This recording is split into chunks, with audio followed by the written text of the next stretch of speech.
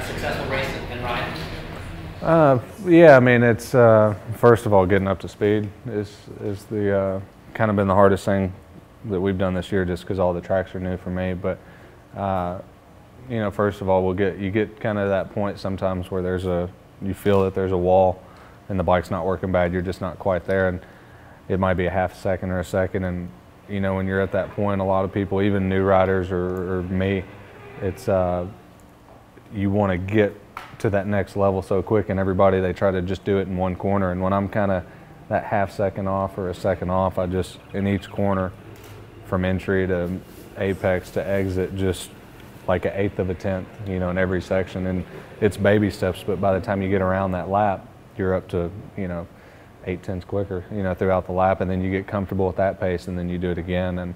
And for me, it's that, and just you know, working on having old tires on the bike. Whoever's quick or whoever's setting the decent times, if I can get those with old tires and you put new tires on, and it's free time. So it's a lot of that for me is just riding around on tires that are old. And you know, I come in, the Pirelli guys, oh, you have more than race distance on it, and I'm like, well, I got to figure out how to go fast on these, and you know, then we'll get to the new stuff. So it's yeah, for the most part, same for me as a new student or a new rider, is you know, when you want to get faster, everybody, they try to make it up in one corner or one section of a chicane, and it's just, if you do those, you break that 5 foot later, you know, your roll speed's a mile an hour more, you get up, you pick up the gas that half a tenth earlier, it all comes down to the end of the lap, and you don't have to go in out braking yourself in one corner. And that's what a lot of people do when they want to get faster. They're like, oh, go into this corner, and they start overriding, and you know, taking baby steps for, you know, me and everybody, I think is a good thing. When you're trying to get up to speed on a racetrack, like, are you just taking on your experience from here in the American circuits and all the racetracks you've been at here, and then just kind of approaching and breaking down tracks into, you know, familiar type of corners? And is that how you pick it up so quickly?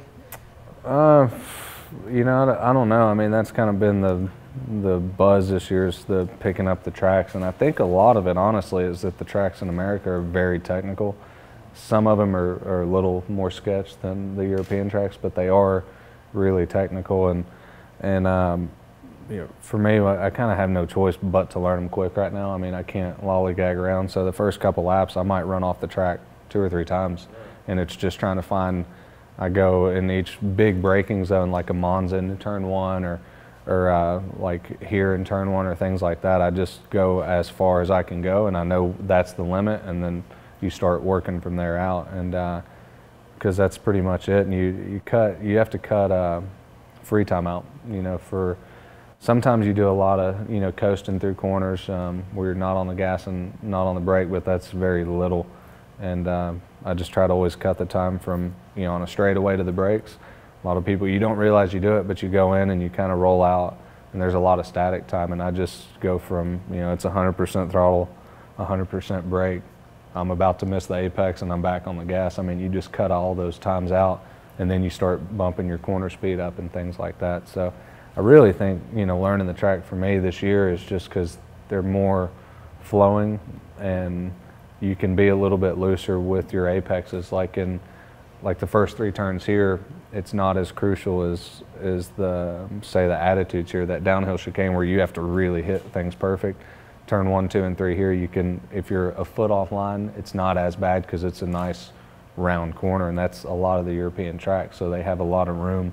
If I had to learn all the American tracks, they're pretty difficult. Sears Point, Ohio, a lot of blind stuff, and it's really hard. But I think coming from those tracks, going to the European tracks is an advantage for sure.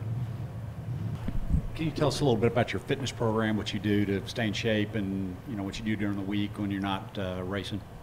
Yeah, it's a lot of people in road racing have gotten into bicycling, and doing that is the whole, you know, training gig, and it's good because it allows you to ride long distances without tearing your body up. But my training is pretty specific for road racing, and it's not.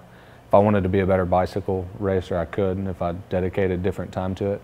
Same thing with running, but I do a lot of easy days that most people go out and they train too hard too often, and I'll have 2-3 super easy days on a bicycle or a run, but then I'll have a couple days a week where it's really structured, intense intervals, and that's what builds your speed up. Because when you're on a motorcycle, those straightaways are your recovery times. They're little 5-second, 6-second where you really got to breathe, and then you can kind of almost explode through a section. And that's where doing interval training for me is better than going out and just doing super long rides. And those help, or long runs. But you know, if you look at tracks the way they're broken up, they've always got sections, and if you can, by doing interval intense stuff, it makes your breathing, your recovery a lot faster. And when you get those long straightaways, you can get tucked in and, you know, get everything calmed back down and then do your business through the next section. So it's a lot of different stuff, and not just bicycling. It's a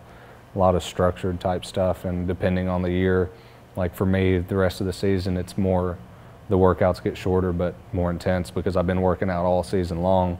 You don't want to get burnt out. So it's the base for me comes in the off season, lots of hours but slow. So. Have you got your rollerblades? I know you've got rollerblades. Go Diego, go. Anyway, how does your AMA bike differ from your World Superbike?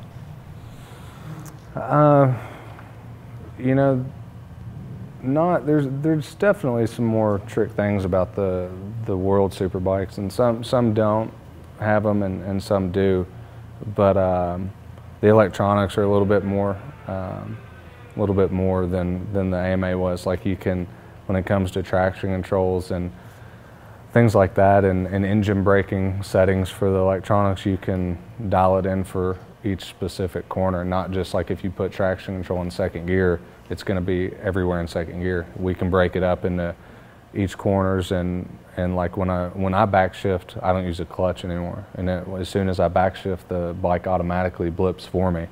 And it's kind of weird to get used to it, to only brake and use your foot. But you know, as soon as I bang 3 gears, it matches the RPMs right. And some corners, if the bike's backing in more, I have to use a little bit of the clutch, rear brake to make it, you know, work. But really, just the electronics are a lot more, and it's a headache. I mean, there's a lot of